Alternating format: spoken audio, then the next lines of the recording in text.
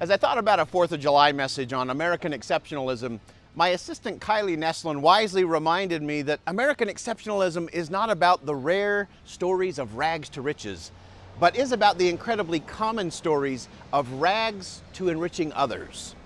It's so easy to focus on the Bill Gates, Steve Jobs, Michael Jordan, and Oprah Winfrey's of the world.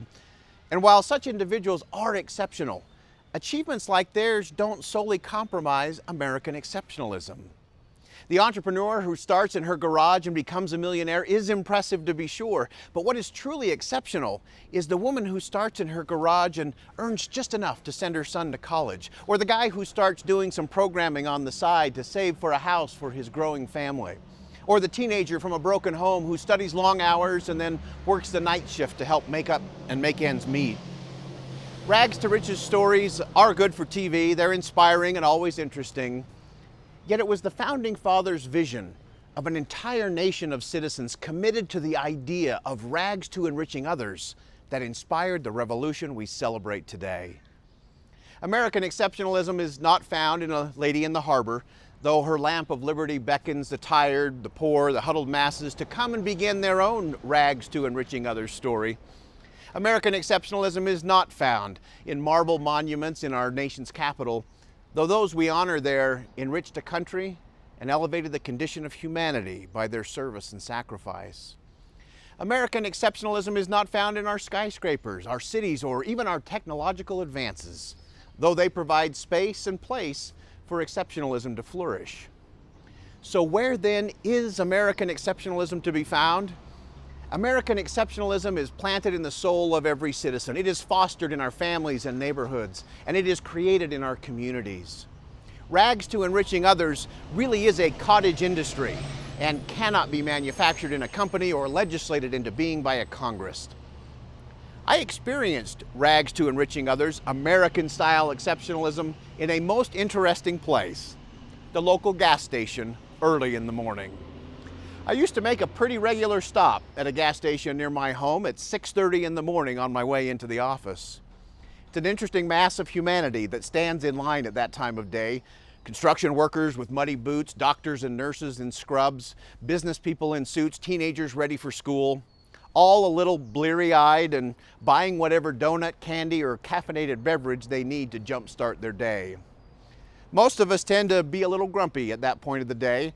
That is, until we were served a morning dose of American exceptionalism. You see, at this particular station, there was a rags to enriching clerk. I'll call her Mary. Mary has not had an easy life, to be sure, and working the shift from midnight to 8 a.m. had to be a challenge. But Mary was the epitome of American exceptionalism. There was an unmistakable transformation that occurred from the moment a customer was in line to the moment they walked away from the counter.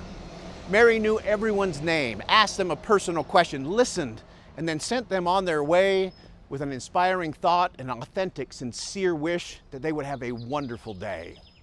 Mary never failed to deliver. Mary was absolutely magic. Mary was exceptional. I remember being weighed down one morning with the prospects of a difficult day ahead. After making my purchase and realizing that Mary had just elevated my day in what couldn't have been more than a 37-second transaction, I stopped at the door and just watched for a few moments. It struck me that Mary was enriching and impacting lives in a most incredible way. She was clearly having a bigger influence on humanity than any business or political leader ever could.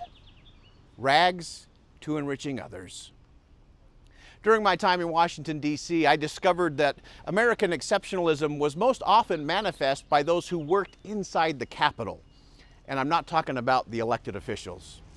Coach David West is typically found in and around the gallery of the Senate. His enthusiasm for that chamber, his love of country, and his desire to make a difference are absolutely infectious. Many a young Senate staffer has found wise counsel, encouragement, and a bit of confidence from a very simple conversation with Coach West. And even though I was an old chief of staff, I was blessed by his American exceptionalism.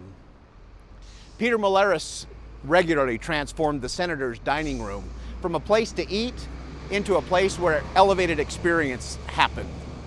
The moment you walk in, you're treated as if you're the most important person in the Capitol. Peter enriches everyone, from the senators themselves to the visitors who's there for the very first time, by taking personal interest, by paying attention to every little detail, and always ending your stay with a handshake and a big thank you and come back soon. American exceptionalism is never defined by wealth, by social status, or by fame. It's simply found in the lives of those who choose to enrich others. America is the most exceptional nation on earth, not because of who we are or where we live, but because of what we do, individually and collectively.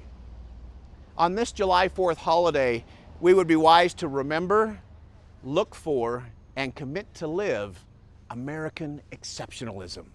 It is a rags-to-enriching-others story for all of us.